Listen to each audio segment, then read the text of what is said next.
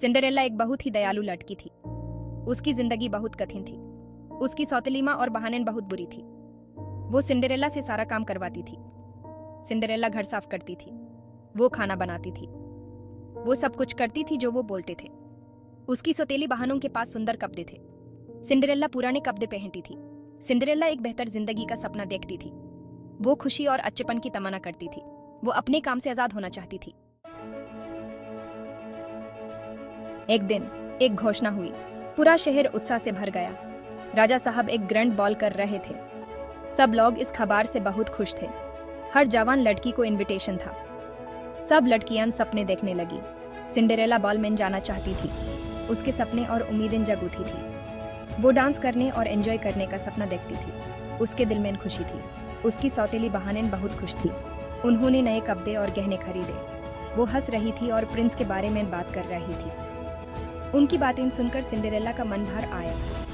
Cinderella भी वो खुशी महसूस करना चाहती थी। उसने सपने में अपने आप को उनके साथ देखा। वो चाहती थी कि वो भी उनके साथ जा सके। उसके दिल में एक छोटी सी आशा थी। सिंडरेला की सौतेली माँ ने उसे घुटते हुए कहा। उसकी आवाज में कथुराता थी, तुम बॉल में मूर्ख मत बनो। सिंडरेला ने आ भारी। उसके सपने टूट गए। वो जानती थी कि वो उस कभी जाने नहीं देंगे। उसने अपने आप को समझाया, लेकिन उसका दिल उदास था।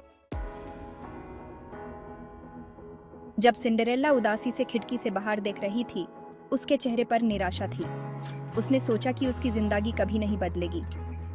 तभी एक मधुर आवाज ने उसे चौंका दिया।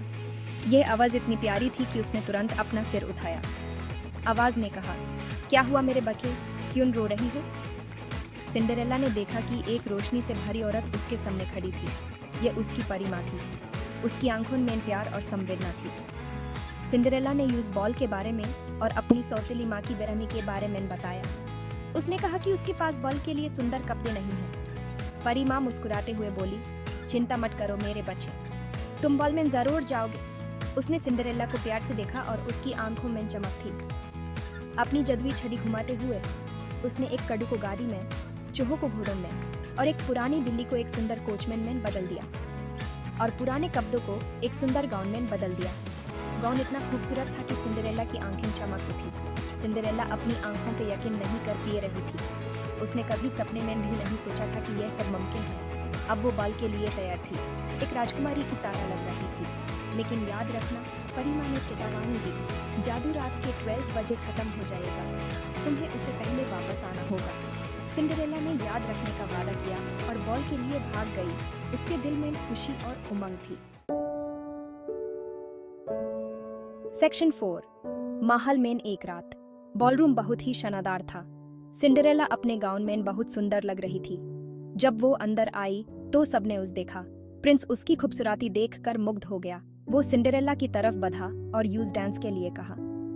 वो रात भर डांस करते रहे। सिंडरेला अपनी जिंदगी में पहली बार खुश और आजाद महसूस कर रही थी। प्रिंस सिंडरेला पर पूरी तरह फिदा हो चुका था। यूज सिंडरेला दयालु, मजाकिया और बुद्धिमान लगी।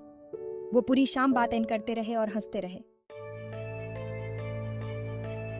सेक्शन 5। खोया हुआ जूता। अचानक घड़ी ने 12 बजना शुरू कर दिया। सिंडरेला चौंक गई।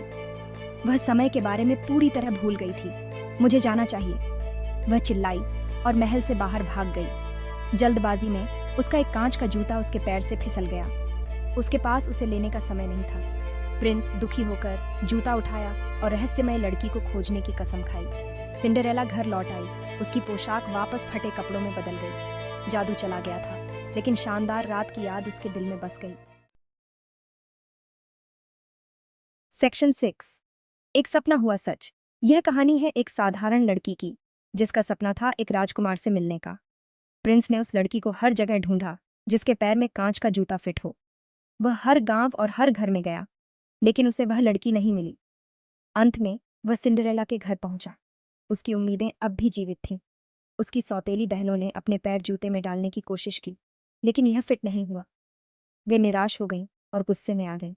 सिंडरेला ने डरते डरते पूछा कि क्या वह कोशिश कर सकती है। उसकी आवाज में एक हल्की सी उम्मीद थी।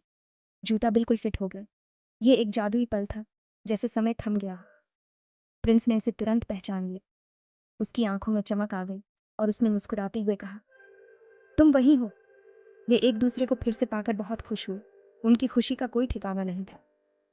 प्रिंस सिंड्रेला को अपने महल में ले गए। महल में सबने उनका स्वागत किया और खुशियां मनाई।